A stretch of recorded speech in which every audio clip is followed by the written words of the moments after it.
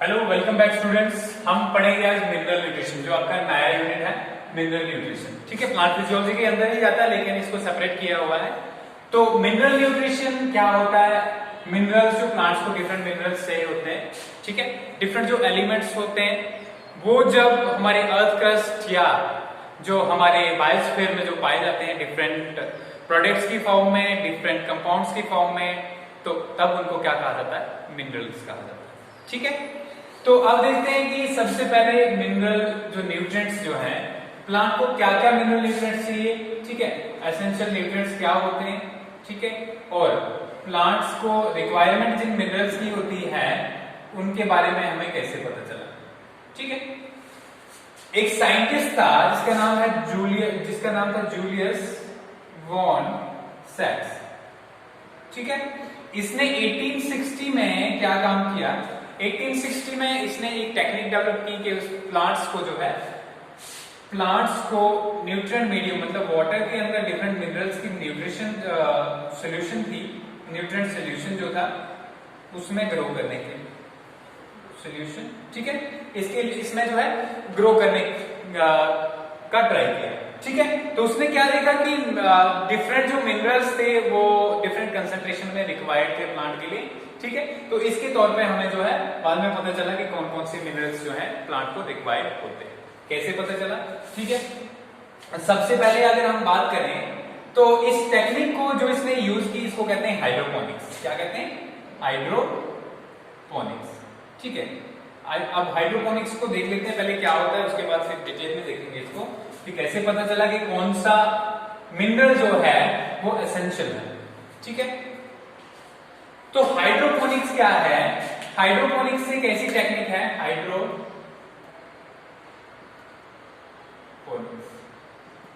ठीक है, it is a technique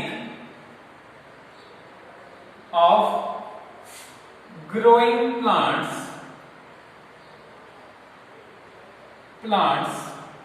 in artificial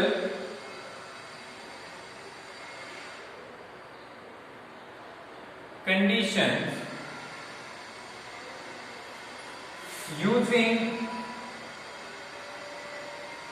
mineral solutions। Oblique करके लिख लेंगे हम न्यूट्रिएंट सॉल्यूशन, न्यूट्रिएंट सॉल्यूशन। ठीक है, तो ये क्या है? एक टेक्निक है जिसमें हम प्लांट्स को आर्टिफिशियल कंडीशंस में ग्रो करते हैं। ठीक है, एज द मिनरल ऑब्लिक करके nutrient solution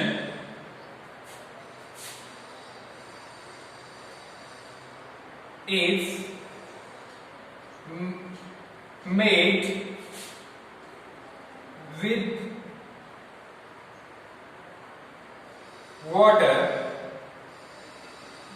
The technique is known as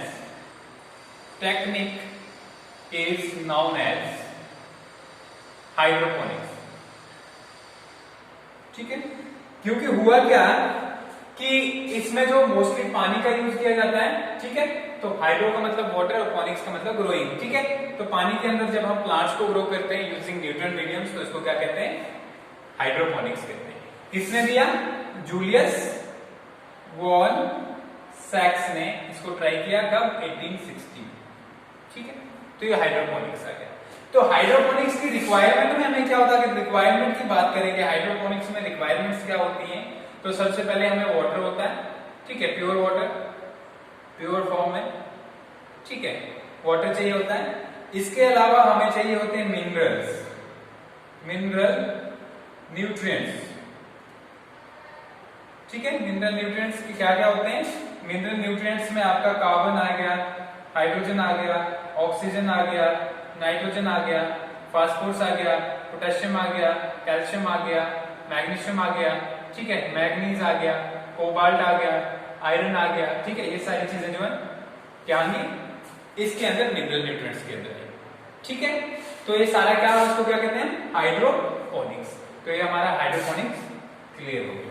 ठीक है, अब दूसरी चीज जो है हमारे पास कि प्लांट्स को जो है मिनरल न्यूट्रिएंट्स जो है रिक्वायर्ड होते हैं उसके बारे में कैसे हमें पता चला, ठीक है, कैसे स्टडी करते हैं, तो हम हाइड्रोपोनिक्स की हेल्प से स्टडी करते हैं। और हाइड्रोपोनिक्स में हमने डिफरेंट मिनरल न्यूट्रिशन जो न्यूट्रिएंट्स हैं उनके बारे में जाना कि क्या सभी प्लांट्स को सारे जो न्यूट्रिएंट्स होते हैं वो एसेंशियल होते हैं। तो सबसे पहले देखते हैं एसेंशियल न्यूट्रिएंट्स। एसेंशियल न्यूट्रिएंट्स, अब ये एसेंशियल न्यूट्रिएंट्स हैं क्या, ठीक है।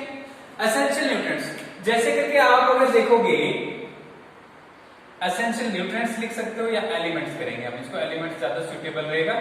तो एलिमेंट्स जो है आपको पता है कि हमने जो है मोर देन 110 एलिमेंट्स जो है 105 से ज्यादा एलिमेंट्स को डिस्कवर कर चुके हैं, ठीक है, जिसको आप केमिस्ट्री के अंदर जो है पढ़ते हो और पीरियोडिक टेबल के अंदर जो है आप उसकी अरेंजमेंट भी देखी हुई है आपने, ठीक है।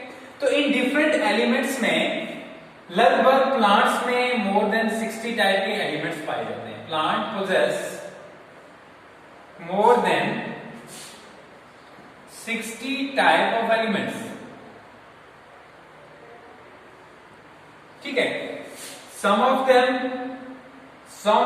देम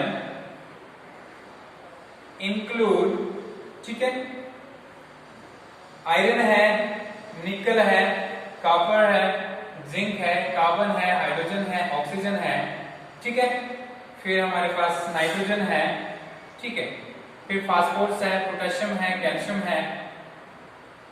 इसके अलावा हमारे पास कुछ में सिलीनियम भी होता है, गोल्ड भी होता है, ठीक है, गोल्ड भी होता है।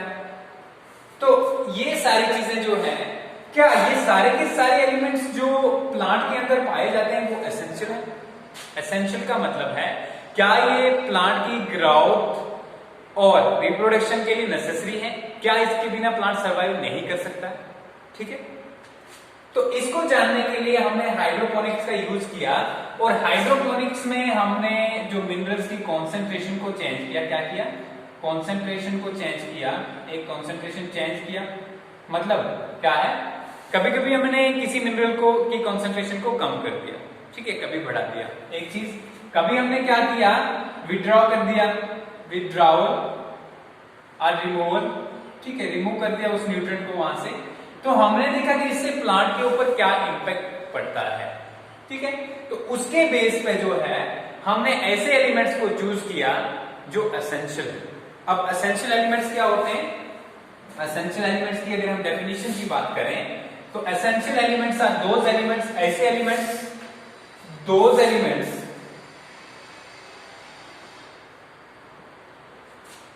which are required by plants for plants कर देते हैं for their growth and development, growth and development, ठीक है।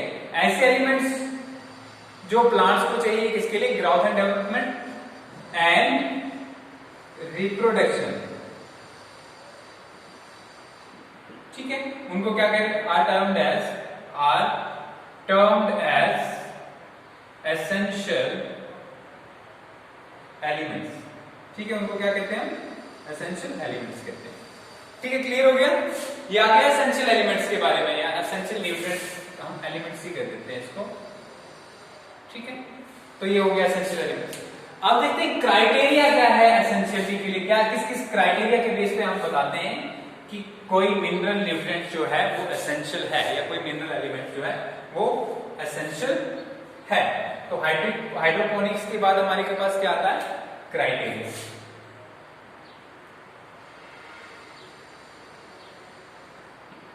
ठीक है। तो क्राइटेरिया में देखो, क्राइटेरिया फॉर एसेंशियल एलिमेंट्स में पहला क्राइटेरिया है, ठीक है, the element must be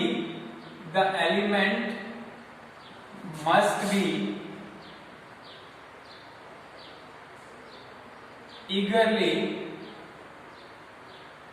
essential for plant, that is without its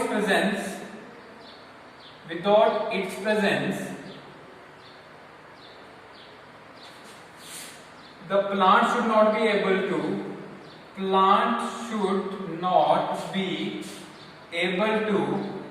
complete its life cycle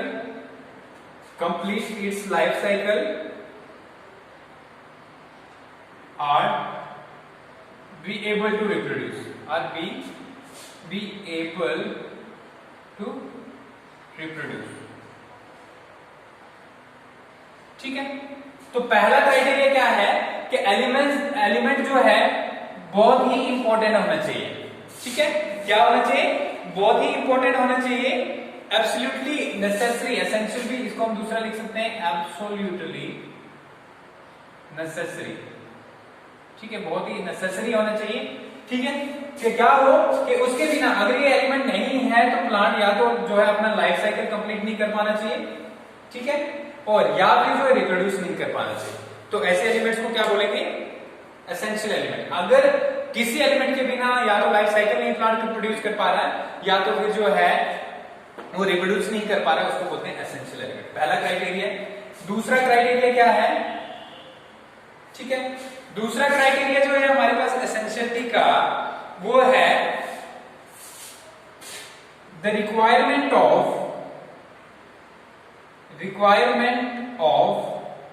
such element must be specific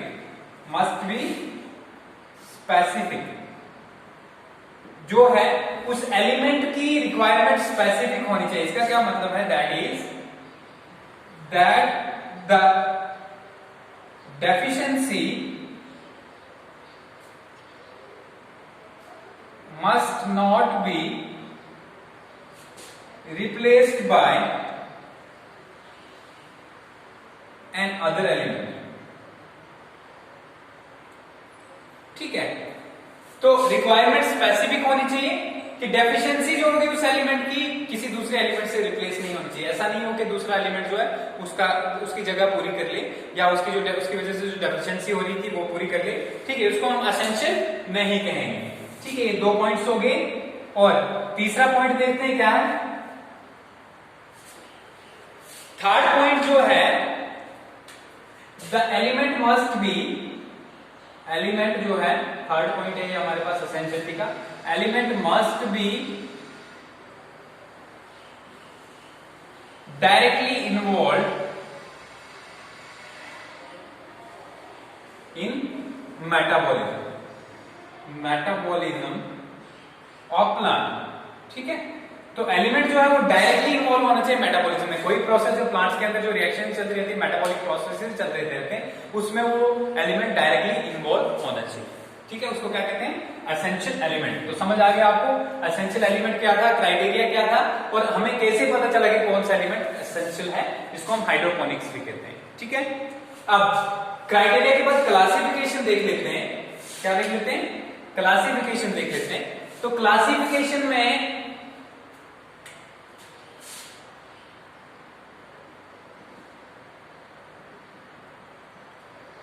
classification of essential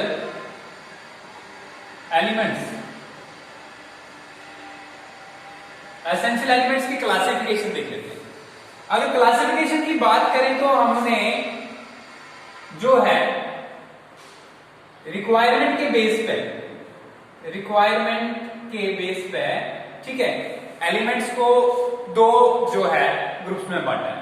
पहला मैक्रोन्यूट्रिएंट्स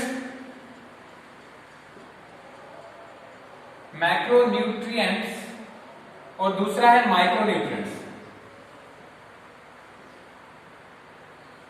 ठीक है, इन 2 में बांटा हुआ है। ठीक है, मैक्रोन्यूट्रिएंट्स ऐसे न्यूट्रिएंट होते हैं, those nutrients which are required by plant in large quantity। जो क्वांटिटी में ज्यादा चाहिए होंगे उनको क्या कहते हैं? Macro nutrient. मैक्रो का मतलब होता है बड़ा, मैक्रो लार्ज क्वांटिटी इनको क्या कहते हैं? Macro nutrients. कितनी क्वांटिटी होनी चाहिए? 10 मिलियन मोल। ठीक है, मोल्स। ठीक है, पर जो 10 मिलियन मोल जो है चाहिए होते हैं।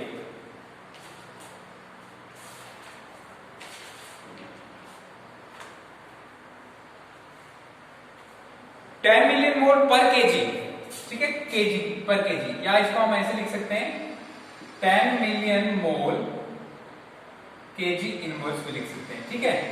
तो ऐसे न्यूट्रिएंट जो 10 मिलियन मोल पर केजी से ज्यादा जो चाहिए होंगे, अगर ये कौन सा मगर क्या होगा, ये ड्राई मैटर में, ड्राई मैटर के अंदर, ठीक है, अगर आप ड्राई मैटर में चेक करें तो उसके अंदर इतना निकलना चाहिए, तो उसको क्या कहते हैं हम, मैक्रो न्यूट्रिएंट्स। ऐसे न्यूट्रिएंट्स जो 10 मिलियन मोल केजी इनवर्स या पर केजी में जो है इससे कम निकले, less than they are called micronutrients, ठीक है। those nutrients which are required in small quantities, that is less than 10 million mole per kg, ठीक है, तो उनको क्या कहते हैं हम, उनको कहते हैं माइक्रोन्यूट्रिएंट्स। अगर हम एग्जांपल की बात करें, एग्जांपल्स की अगर हम बात करें तो हमारे पास एग्जांपल्स में माइक्रोन्यूट्रिएंट्स, जो मैक्रोन्यूट्रिएंट्स है उसमें कार्बन आएगा, हाइड्रोजन आएगा, नाइट्रोजन आएगा और ऑक्सीजन आएगा, ठीक है। इसके अलावा फास्फोरस आएगा, सल्फर आएगा, पोटेशियम आएगा, कैल्शियम आएगा और मैग्नीशियम आएगा, ठीक है। ये कितने हैं हमारे पास, 9 एलिमेंट्स जो हैं, ये किसमें चाहिए आपको, मैक्रोन्यूट्रिएंट्स, ठीक है, मैक्रो न्यूट्रिएंट्स, समझ आ गया। इनको क्या कहते हैं हम, मैक्रो न्यूट्रिएंट्स। अब जो हमें माइक्रो में चाहिए होंगे उसमें आता है आयरन आता है, निकल आता है, कॉपर आता है, जिंक आता है, मोलिब्डेनम आता है, मैग्नीज आता है, बोरान आता है, ठीक है, और हमारे पास जो है क्लोरीन, कैल्शियम आता है, कैल्शियम नहीं क्लोरीन आता है, ठीक है, कैल्शियम यहां पे आ गया। तो ये जो है ये क्या है, माइक्रोन्यूट्रिएंट्स है। मैक्रोन्यूट्रिएंट्स में carbon, hydrogen, nitrogen, oxygen, phosphorus, sulphur, potassium, calcium, magnesium, ये कितनी क्वांटिटी में चाहिए होते हैं, मोर देन 10 मिलियन मोल केजी इनवर्स, ठीक है। और ये वाले हमारे पास क्या है, माइक्रोन्यूट्रिएंट्स, ठीक है। और ये कितनी क्वांटिटी में चाहिए होते हैं, लेस देन 10 मिलियन मोल केजी इनवर्स, ठीक है, क्लियर हो गया। तो ये जो कंसेंट्रेशन हमें एलिमेंट्स की चाहिए होती है इसके बेसिस पे। अब कुछ एलिमेंट्स ऐसे होते हैं जो एसेंशियल तो नहीं होते, मतलब इनके बिना प्लांट्स ग्रो कर लेंगे, सर्वाइव भी कर लेंगे, लाइफ साइकिल भी कंप्लीट कर लेंगे, लेकिन अगर ये प्रेजेंट होंगे तो बेनिफिट देंगे प्लांट्स को, ठीक है। इनको कहते हैं बेनिफिशियल एलिमेंट्स। क्या कहते हैं, बेनिफिशियल एलिमेंट्स, ठीक है। ये एसेंशियल एलिमेंट्स के अलावा होते हैं, ठीक है। इसमें क्या आता है, जैसे करके आपका जो है सेलेनियम आ गया, ठीक है, कोबाल्ट आ गया, या फिर जो है गोल्ड आ गया, ठीक है। तो ये जो है इनको क्या कहते हैं, इनको कहते हैं बेनिफिशियल एलिमेंट्स, ठीक है। एक तो डिवीजन थी किसके, रिक्वायरमेंट के बेस पे, कि रिक्वायरमेंट जो है कितनी है, लार्ज क्वांटिटी में है या स्मॉल क्वांटिटी। दूसरी जो डिवीजन है वो देखेंगे हम, मैक्रो और माइक्रो न्यूट्रिएंट्स को फिर से डिवाइड किया गया है हमने किसके बेसिस पे, कि प्लांट में उनके फंक्शन क्या है, प्लांट के अंदर उनके फंक्शन क्या है। इसके बेसिस पे पहले टाइप जो है न्यूट्रिएंट्स की वो है स्ट्रक्चरल एलिमेंट्स। क्या है, स्ट्रक्चरल एलिमेंट्स, ऐसे एलिमेंट्स, ठीक है, those elements which are involved in biomolecule production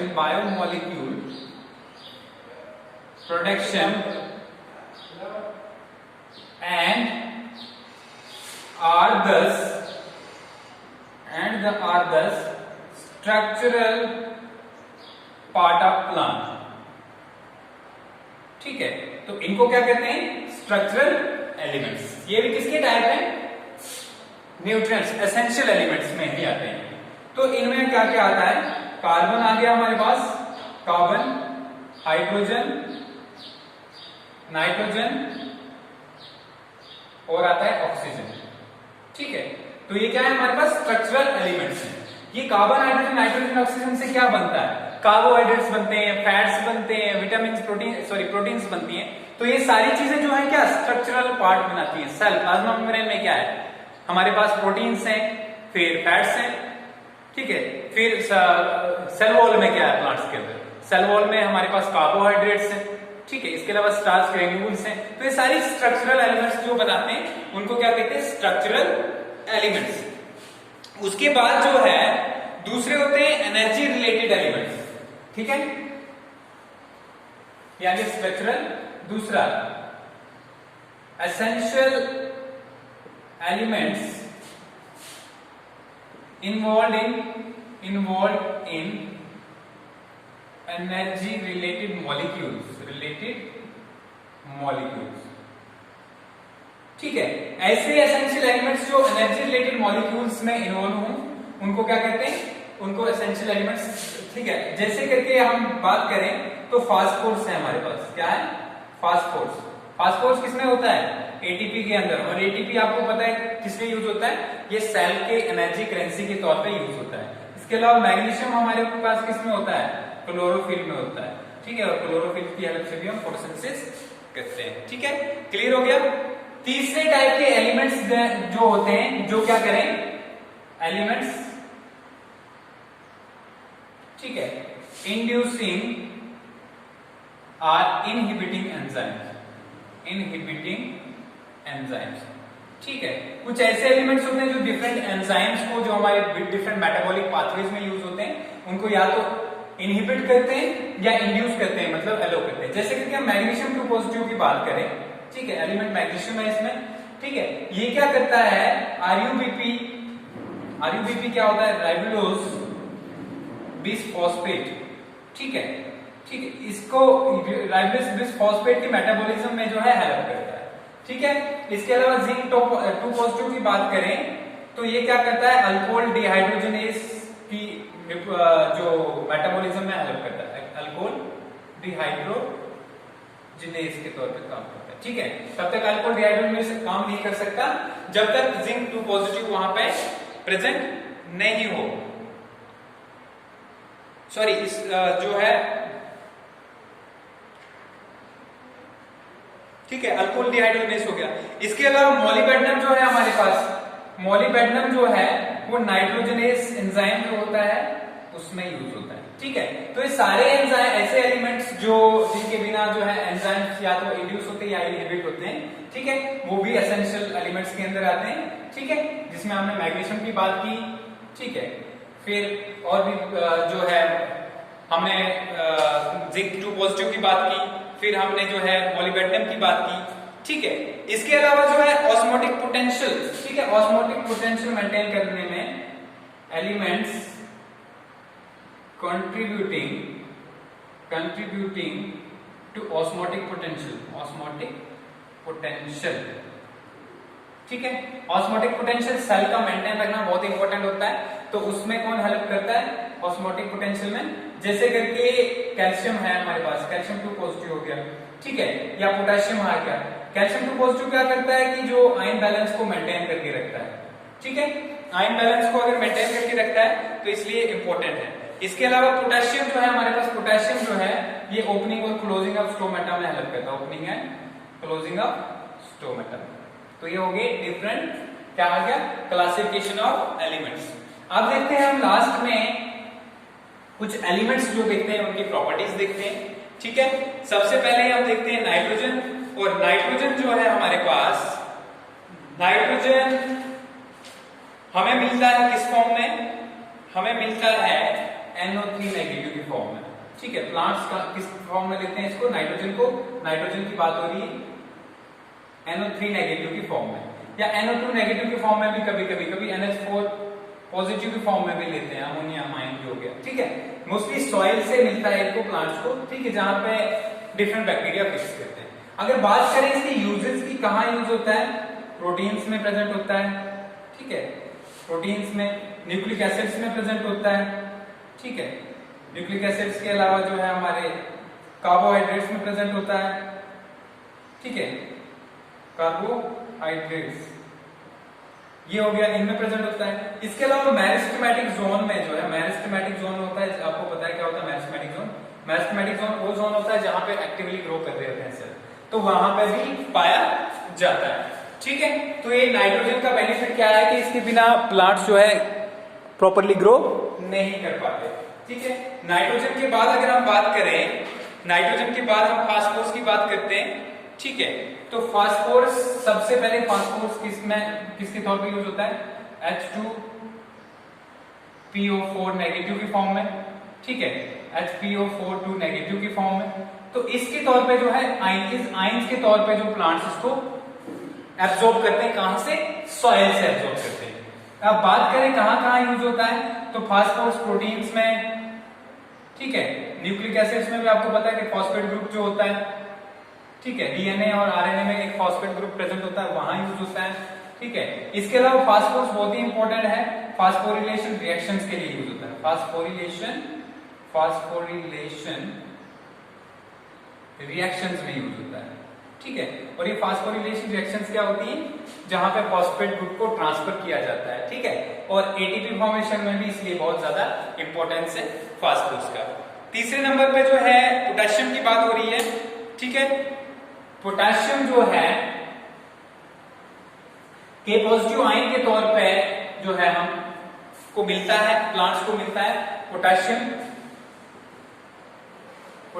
के पॉजिटिव आयन के तौर पे जो प्लांट्स जो कहां से लेते हैं? सॉइल से लेते हैं। एक चीज यूज कहां होता है? ये आयन बैलेंस मेंटेन करने में हेल्प करता है। आयन बैलेंस, जब भी सेल के अंदर आयन बैलेंस खराब हो जाए, मतलब चार्ज जो है कैटाइन और एनाइन बैलेंस में, ठीक है, it maintains cation and anion balance। एक चीज, दूसरा it regulates opening and closing of stomata।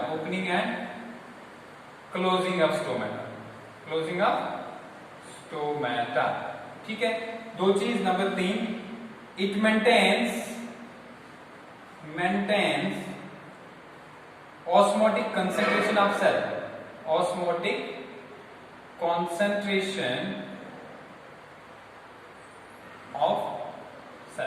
ठीक है, तो ये इंपॉर्टेंस है किसके? पोटेशियम के। पोटेशियम जो है इन डिफरेंट चीजों में यूज होता है। ठीक है, इसके अलावा टेंजेंटली मेंटेनेंस या ऑस्मोटिक कंसेंट्रेशन ऑफ सेल्स की बात है, ये एक ही हुई। ठीक है, इसके अलावा कहां पाया जाता है? डिफरेंट चीजों में पाया जाता है, जैसे टिप्स पाया जाता है, टिप्स में पाया जाता है, रूट्स की मेरिस्टेमेटिक जोन में पाया जाता है, मेरिस्टेमेटिक जोन में, फिर लीव्स में पाया जाता है। ठीक है, तो ये जो है डिफरेंट क्या है? लोकेशन है पोटेशियम की। इसके बाद कैल्शियम को देखते हैं हम। कैल्शियम मोस्टली जो प्लांट्स लेते हैं वो लेते हैं Ca2 पॉजिटिव की फॉर्म में। ठीक है, किसकी फॉर्म में लेते हैं? Ca2 पॉजिटिव की फॉर्म में। और मोस्टली जो है अगर देखा जाए कैल्शियम डिफरेंट पार्ट्स में पाया जाता है। जो ओल्ड लीव्स होते हैं उसमें एक्यूमुलेट होता है, एक्यूमुलेट्स इन ओल्ड लीव्स। ठीक है, ये आगे ओल्ड लीव्स में एक्यूमुलेट होता है कैल्शियम। इसके बाद अगर हम बात करें तो ये मेरिस्टेमेटिक और जो डिफरेंशिएटिंग टिश्यू होता है उसके बीच में पाया जाता है। ठीक है, इसमें मेरिस्टेमेटिक एंड डिफरेंशिएटिंग टिश्यू। ठीक है, इसके अलावा अगर देखा जाए तो ये सेल वॉल की फॉर्मेशन में हेल्प करता है। Cell wall formation middle lamella में पाया जाता है ये कैल्शियम पैक्टेट के तौर पर। मिडल लेमिला रीजन में कैसे पाया जाता है? कैल्शियम पैक्टेट के तौर पर। ठीक है, तो कैल्शियम की इंपॉर्टेंस है, मतलब अगर इन जगहों पे अगर कैल्शियम नहीं होगा तो ये सारी चीजें नहीं हो सकती। ठीक है, हो गया। इसके अलावा अगर नॉर्मल फंक्शनिंग बात करें हम सेल मेम्ब्रेन की नॉर्मल फंक्शनिंग के लिए जो है सेल मेम्ब्रेन फंक्शंस नॉर्मली। ठीक है, इन प्रेजेंस ऑफ कैल्शियम, ठीक है। तो सेल मेम्ब्रेन जो है कैल्शियम की प्रेजेंस में जो है नॉर्मली फंक्शन करता है। और लास्ट वाला जो है हमारे पास, लास्ट वाला हमारे पास है मैग्नीशियम। मैग्नीशियम जो यूज होता है वो होता है 2 पॉजिटिव आयन की फॉर्म में, ठीक है। मैग्नीशियम किस फॉर्म में यूज होता है, मैग्नीशियम, ठीक है, 2 पॉजिटिव Mg2 पॉजिटिव की फॉर्म में यूज होता है, ठीक है। सॉइल से ये सारे के सारे एलिमेंट जो अभी तक हमने पढ़े ये किसकी फॉर्म, कहां से यूज होते हैं, हमें सॉइल से मिलते हैं प्लांट्स को, ठीक है। अगर देखेंगे कहां पे पाया जाता है तो रेस्पिरेटरी एंजाइम के तौर पे, रेस्पिरेटरी, जब रेस्पिरेशन हम प्रोसेस पूरा पढ़ेंगे अंदर जिसमें डिफरेंट चीजें आएंगी, ठीक है, ग्लाइकोलाइसिस, क्रेब्स साइकिल वगैरह सारा आएगा, तो उस रेस्पिरेटरी एंजाइम्स में जो है एंजाइम्स के तौर पे यूज है, जो अभी हमने पीछे पढ़ा, ठीक है। मैग्नीशियम 2 पॉजिटिव कहां यूज हो रहा था, रिबोलोस बिसफॉस्फेट में यूज हो रहा था, ठीक है। तो यहां पे रेस्पिरेटरी एंजाइम्स में यूज होता है, फोटोसिंथेसिस में यूज होता है, फोटोसिंथेसिस में, ठीक है। इसके अलावा अगर हम बात करें, इसके अलावा अगर बात करें तो क्लोरोफिल की रिंग के अंदर मैग्नीशियम होता है, क्लोरोफिल रिंग में मैग्नीशियम होता है। अगर ये मैग्नीशियम नहीं होगा तो क्लोरोफिल नहीं होगा, इसका मतलब फोटोसिंथेसिस भी नहीं होगी, ठीक है। तो ये सारे डिफरेंट क्या है, फंक्शंस हैं मैग्नीशियम के। और अगर बात करें तो राइबोसोम स्ट्रक्चर को मेंटेन करता है, क्या करता है, राइबोसोम स्ट्रक्चर इज मेंटेन्ड। इसके अलावा और बात करें तो डीएनए और आरएनए की सिंथेसिस में भी यूज होता है, डीएनए आरएनए सिंथेसिस, ठीक है। तो ये सारी चीजें हैं जिसमें जो है ये डिफरेंट एसेंशियल एलिमेंट्स यूज होते हैं, ठीक है। कैसे पता चला एसेंशियल है, हाइड्रोपोनिक टेक्निक से, ठीक है, कौन सा एलिमेंट कितनी क्वांटिटी में चाहिए होता है। अब मैक्रोन्यूट्रिएंट्स क्या होते हैं, ऐसे एलिमेंट्स जिनकी कॉन्सेंट्रेशन 10 मोल्स मिलीलीटर पर जो है ये केजी ऑफ सॉइल में पाए जाए ग्रॉस, ठीक है। तो उसको क्या कहते हैं, उसको कहते हैं मैक्रो, और जो उससे कम पाया जाए उसको माइक्रो कहते हैं, ठीक है। फिर डिफरेंट एलिमेंट्स उसके बेस पे जो है, एसेंशियल एलिमेंट्स के अलावा हमने बेनिफिशियल एलिमेंट्स देखा जो एसेंशियल तो नहीं होते लेकिन हेल्प करते हैं प्लांट को सर्वाइव करने के लिए, ठीक है। इसके अलावा हमने दूसरी प्रोटीन्स देखी जिसमें स्ट्रक्चरल एलिमेंट्स देखे, फिर एनर्जी जनरेशन के लिए जो थे वो देखे, ठीक है। ओके।